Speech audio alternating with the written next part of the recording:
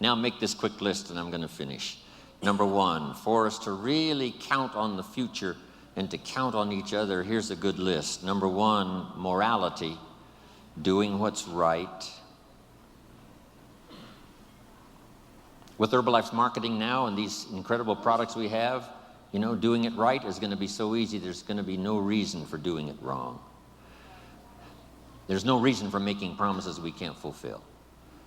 Here's what I learned early in my career. Always remember, whoever you're working with, this is what you want to occur later. That they found out it was easier than you said, and that it was more than you promised. Here's the key: better understated than overstated. When I wrote my first book, Seasons of Life, the picture in that book was really not the most flattering picture. And when some saw that picture, they said, "Mr. Rone, surely you could have found a little better picture to put in that book." I said, "No, this one is fine, so that when I show up, I look better than the picture."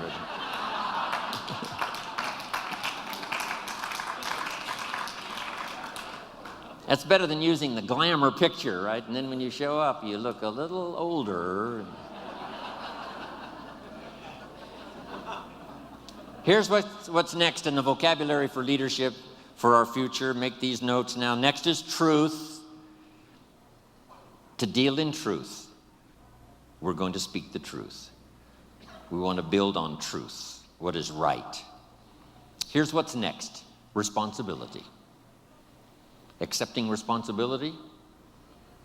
If we want the fortune, we must also accept the responsibility that goes with building it, then the responsibility of what to do with it. Next is courage. Courage is that unique quality Mark had after he conducted his first meeting, and everybody said, "We're not interested." Here's what he needed at that moment: courage to do the second meeting. And at the second meeting, someone said yes. Your courage will be rewarded. There's no better place to place it than here. When you're discouraged with 3 in a row who say no, just remember, let your courage now show to talk to the next 3.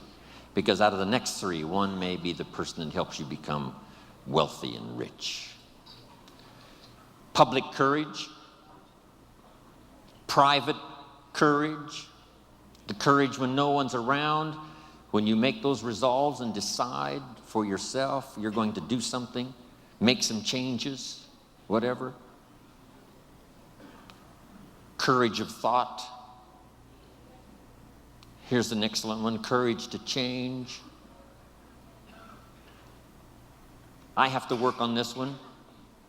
Courage to be silent when it would be better to listen than to talk. Here's a big one: courage to forgive. Here's an important one: courage to compromise.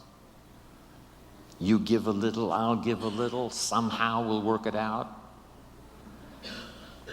That's what Marcus and Alan had to do back in those earlier days, a bit of compromise with each other to make it work. They're still working on it.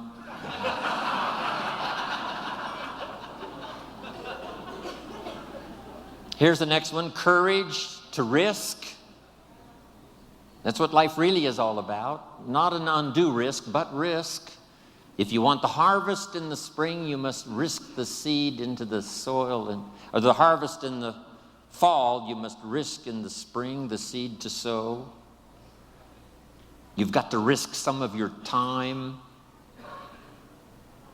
My grandkids ask me every time, and my family, why would you go spend the day with those people in Hawaii rather than spending the day with us? I've got to give them some excellent reasons. And then when I see them shortly, they will ask me, was it worth it to go spend the day with them and not with us? So how I ration out my time and how you ration out your time is so important. Have the courage to make those wise decisions. Now, my family knows that a big part of my life now, of course, is Herbalife. and they love the stories. And when I say to them, I had a chance in Maui to make a deposit of my own personal experience into the lives of so many incredible leaders from Herbalife around the world, that maybe, just maybe, that experience I had, depositing my experience into the thoughts and consciousness of all of you, no telling what kind of miracles that may work. And when I get through sharing with my family this opportunity I had to speak to you today, they say, yes, Grandpa, yes, Papa, it was worth it for you to go to Maui and be with the Herbalife family.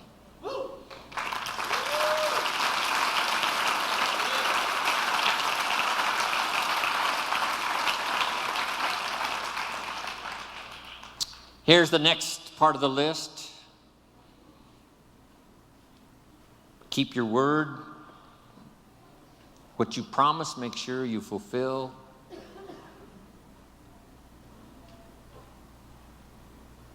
When I leave on a trip, home office hopefully sleeps well at night. When Jim Ron's in India, when Jim Ron is in South Africa, when Jim Ron is in Europe, hopefully they sleep well. Not pacing the floor, wondered if I've shown up.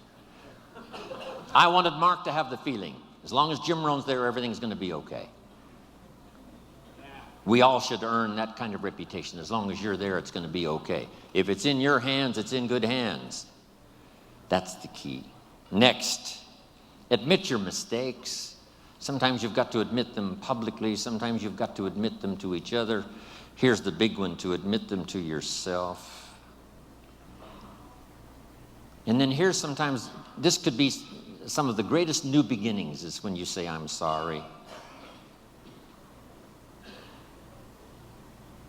It's a chance to start all over. Next is dignity. Heart and soul.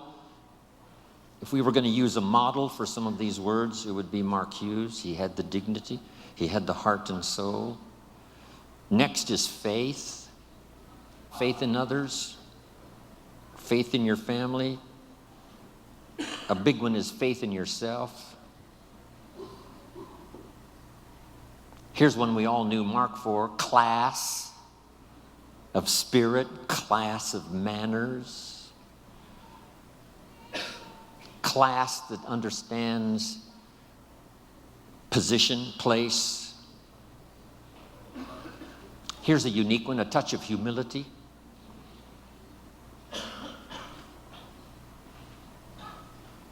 The rich must be taught not to be arrogant. The poor must be taught not to be cynical. Some other basics to remember that I used when I was building my organization. Here's a good one. Manage as you build, and build as you manage. It doesn't take but a short conversation to find out some people's problems. They have stopped building and started managing. But the key here says, build as you manage and manage as you build. It probably wouldn't be too far wrong to use the old 80-20 rule here. Spend 80% of your time building and 20% of your time managing what you build. But it's easy to get the wrong numbers here and spend 20% of your time building and 80% of your time managing. When we opened India, someone asked me, should I go to India? And I said, if you walk out your front door and look down the street and there's no cars and no people, and you walk over one more street and look up and down the street and there's no cars and no people, you should go to India.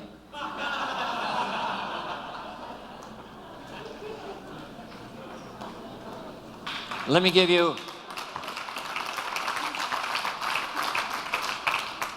give you Mark's philosophy, and it's one of the best. Mark recruited first line at home, and he built down line out of town. He never personally recruited outside of Southern California. He didn't go to Denver to recruit. He didn't go to Dallas to recruit, right? He didn't go to another country to recruit. He recruited, all of the people he personally recruited were within his scope, where he was. Now, if somebody in Los Angeles knew somebody in Denver, and they got it going and got it started, then Mark made his trip to Denver, but not to recruit, only to advance the business. What a unique philosophy. And here's some of the wrap-up now. The philosophy that makes network marketing, Herbalife style, really fly. Number one, as many customers as possible to represent each distributor, and as many distributors as possible to represent each supervisor volume.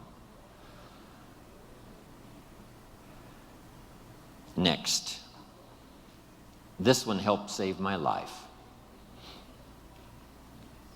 Work with the people who deserve it, not the people who need it. Follow the example of life itself. Life was not designed for us to get what we need. Life was designed for us to get what we deserve. You don't receive a harvest because you need one. You receive a harvest because you planted one in the spring. And then here's one more, and I'm finishing. I got about 12 of these finishes.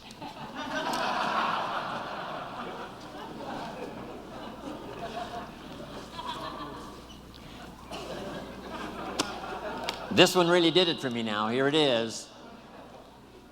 You can help 1,000, but you can't carry 3 on your back. That helped to change my network marketing career. You can help 1,000, but you can't carry 3.